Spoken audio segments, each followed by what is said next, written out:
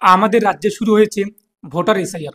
চলুন দেখে নিচ্ছি আপনি কিভাবে অনলাইনে বাড়িতে বসে মোবাইল ফোন দিয়ে 2002 সালের ভোটার লিস্ট ডাউনলোড করবেন। এর পাশাপাশি কিছু কিছু ভোট গ্রহণ কেন্দ্রের 2003 সালের ভোটার লিস্ট কিন্তু প্রকাশিত হয়েছে। তাহলে চলুন দেখে নিচ্ছি আপনি কিভাবে মোবাইল ফোন দিয়ে 2002 সাল এবং 2003 সালের ভোটার লিস্ট ডাউনলোড করবেন। স্টেপ বাই স্টেপ দেখিয়ে দিচ্ছি। আর আপনি যদি এখনো পর্যন্ত ভিডিওতে লাইক না করে দেখেন, অবশ্যই লাইক করে দিন। এর পাশাপাশি চ্যানেল সাবস্ক্রাইব করে পাশে ক্লিক করে নোটিফিকেশন রাখুন পরবর্তী ভিডিও সবার আগে পাওয়ার জন্য। আর আপনি যদি ভিডিওটি ফেসবুক পেজে দেখে থাকেন, অবশ্যই ফেসবুক পেজটি ফলো করুন।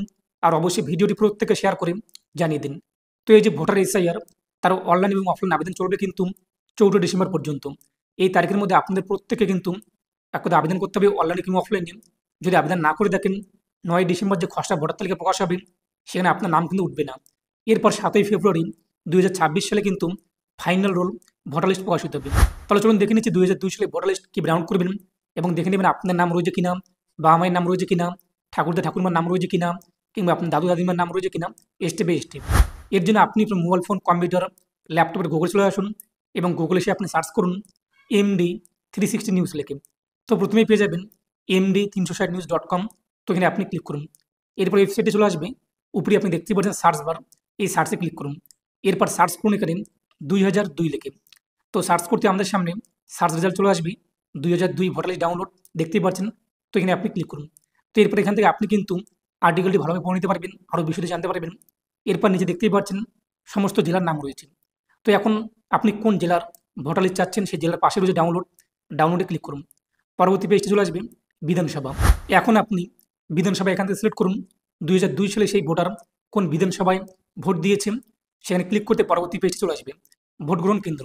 এখন দেখে নিন যে সেই ভোটার 2002 সালে সেই বিধানসভার অন্তর্গত কোন ভোট গ্রহণ কেন্দ্রে ভোট দিয়েছে, সমস্ত লিস্ট কিন্তু চলে আসবে। এরপর তার পাশে রয়েছে ফাইনাল রোল, এখানে ক্লিক করুন। তো ক্লিক করতে আপনার সামনে একটি ক্যাপচার কোড শো হবে ডিসপ্লের মধ্যে।